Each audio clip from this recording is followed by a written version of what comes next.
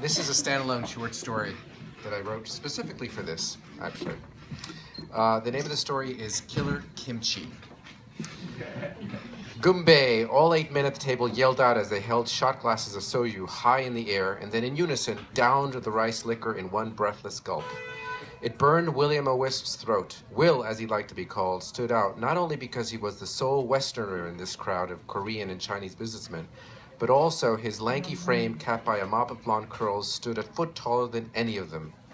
Tonight marked the successful end to an arduous negotiations on the biggest deal of his career, and Will was finally able to relax. The freshly signed deal gave Will's bank the lead in arranging the billion-dollar financing to upgrade South Korea's wireless telecom network using Chinese equipment. This deal shifted geopolitics by expanding commercial ties between mainland China and the South Koreans. And while it left the U.S. government with some strategic discomfort, North Korea's dictatorship was weakened to the point that one gentle wind from China would finally topple it. But importantly for Will, the deal was sure to make him his bank's youngest managing director, and that new title would come with a corner office facing Park Avenue, after which a wife and a Greenwich McMansion would not be far behind. You see, he still competed with his former Harvard Business School peers.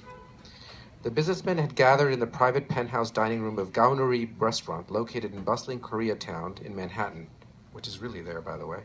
Booked for a ransom price, the room's floor-to-ceiling windows gave them unobstructed views of the resplendently lit Empire State Building.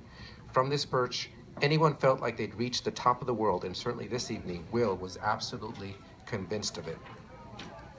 3 waiters, young, tall Koreans with hip hairstyles and freshly acquired tattoos in Brooklyn, came in to clear the remnants of their expansive meal. Succulent bulgogi barbecue, of course, served with endless rations of kimchi, the fermented cabbage concoction which binds the Korean people.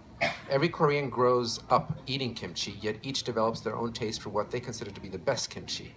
This restaurant's kimchi was like no other, but the exact measurements of cabbage, daikon, salt, ginger, and dried pepper flakes would not be revealed unless you shared DNA with the chef who meticulously prepared it using his great-great-grandmother's secret family recipe. It could be said that this particular fermentation was centuries in the making.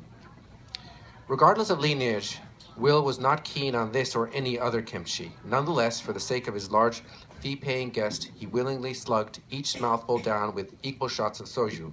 He knew this combo would sooner or later catch up with him, but he focused on the large fees his firm would earn every time the spicy brew slid down his throat. For now, he was holding his own, even in this crowd. Just past 11, the petite Korean hostess came in and discreetly slipped Will an envelope with a bill for the celebratory evening. $15,000, servi compris. Suddenly, he felt a knot in his stomach, but it wasn't the bill. Instead, something was brewing inside of him, even perhaps fermenting. Better wrap up the night and get some fresh air, he thought, before he pulled a George Bush-type diplomatic eating gaffe on this crowd. Will stood up for one last toast. His hand with the shot glass rose in slow motion to cheers from the men. Gumbay, Gumbay! But just as the rim touched his lips, Will's eyes blacked out for what seemed like a split second. When he could see again, he was disoriented. The room looked different. He was lying down, and 2 Asian men he didn't recognize stared down at him. Instinctively, he tried to sit up, but just as soon as he lifted his head, he felt a pain in his midsection and started to blank out again. His head fell back sharply, hitting a hard surface. Ugh, he moaned. Too many shots of soju, he figured, but strangely, his mouth didn't taste like soju, or for that matter, kimchi. Instead, it was dry and pasty with a taste of medicine. Will tried to get up again, but the 2 men pinned his shoulders down and he felt too weak to put up a fight. That simple exertion made him sink back into a haze. He seemed to be out for hours, but this time when his eyes reopened, he was back at the restaurant and several of the men he had dined with were staring down at him. Cautiously, he propped himself up on his elbows. The men all spoke at once, too quickly for Will to fully understand. Are you okay? We take you home. No more soju and kimchi for you. He smiled, which prompted a universal sigh from the men. To them, this was nothing more serious than too much soju, and after a good night's sleep, the worst of it would be a nasty hangover. Will steadied himself and stood up again. He felt wobbly but not drunk. There was still that pain in his stomach, so he was anxious to leave before whatever was bothering him finally and embarrassingly pushed out. The men kept insisting to take him home, but Will was confident that the best thing was to walk home the 10 blocks to his apartment and let the brisk January air clear his head. He managed to say some hurried goodbyes and escaped into the elevator. He stood at the corner of 32nd and Broadway. The air was cool and wet. Snow was expected. The The gust of wind hitting his face felt good. He started walking east through the boisterous packs of young clubbers on their way to grab a cheap Korean meal. Just another few blocks, he said to himself. But then that pain came back in his stomach, sharper this time. He leaned against a building because he felt like he was about to black out again. Will grimaced in pain and shut his eyes. Now he saw those two men from before, and their faces looked tense and with concern. Their eyes darted between, looking at Will and each other. He heard a clanking like a subway train car moving on the tracks. One of the men stood up and pulled a cord, which raised the blinds of a large rectangular window. Will turned his head sideways to look at the source of the bright light filling the narrow room. Once his pupils adjusted, he saw the blurred flash of green fields bordered by trees. He was in a train car speeding across a countryside which he didn't recognize. A more informed passenger would have known that the rice paddies bordered by Chinese firs indicated they were speeding across the People's Republic of China, near the North Korean border. He tried to sit up, but one of the men quickly stabbed a syringe into his arm, which instantly made him drowsy. His cry for help could not be heard above the noise of the train, and the exertion only made him blank out again. A minute passed. Something cold woke him. A snowflake hit his nose and slid down to the corner of his eye, which he rubbed, hoping to see reality again. He was on the steps of the Morgan Library on Madison. He felt that tightness deep in his stomach, and now his shoulder ached, maybe from falling onto the stone steps. Cautiously, he got up and scanned the street for a cab. At this hour, there were few and far between. He hailed one, and luckily it stopped. Will collapsed across the back seat of the cab, and with a last remnant of energy muttered, "Tudor City." He closed his eyes, and the pain subsided, but now he worried about what he'd see next. He was in a wheelchair, being rolled through a long hallway with walls covered in a muted fabric. The floors were a cool black marble, and the ceiling seemed tall, though he couldn't be sure since he was seated. But he was relieved that he no longer felt a pain in his stomach. Whatever the man beside him had given him had taken effect. For that he was grateful. A wave of calm came over him. He no longer wanted to struggle, beginning to feel that this is where he was supposed to be. They reached the end of the corridor and stopped at an elevator. As he was rolled in, he noticed the walls were covered in dark mirrored glass, which showed the reflection of the two Asian men.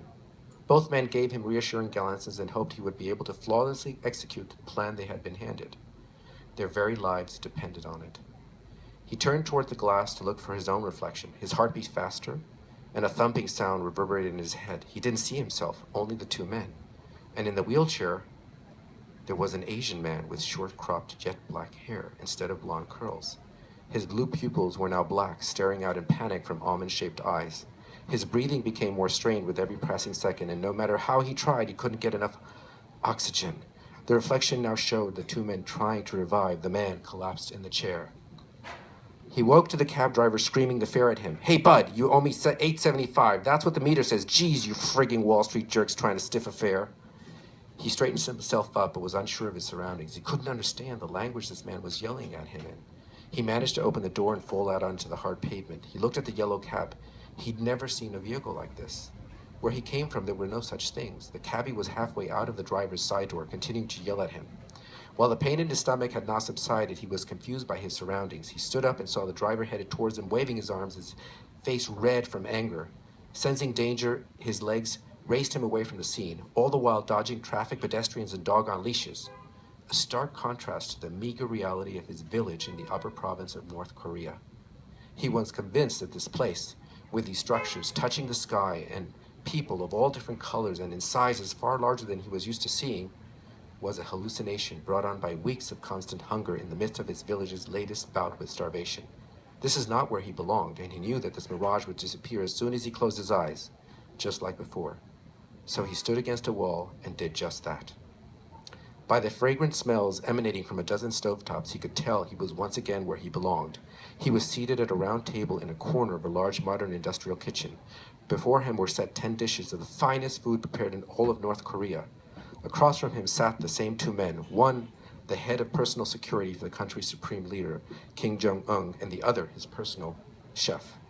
The personal chef spoke to him in a hushed tone. "You must try each dish, and then hurry to deliver the food to him before it affects you. You will have no more than 15 minutes before the poison kills you, and the supreme leader must eat it before then."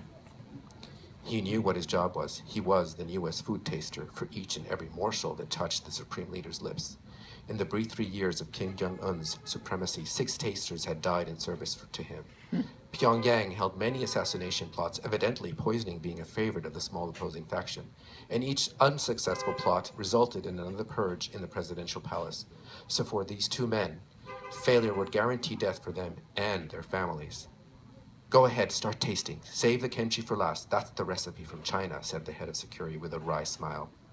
The hunger overtook him, and despite the richness of his food straining his feeble stomach, he voraciously tasted each dish. Finally, he was left with only the kimchi.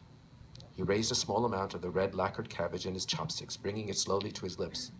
A strong pungency immediately hit his nose. Was it the fermentation or the poison? He worried he wouldn't be able to swallow it or keep it down. His mind fixated on his family back in the village. They would be given the equivalent of $400, a princely sum which would guarantee his family's survival from the latest famine. And all he had to do was eat the killer kimchi.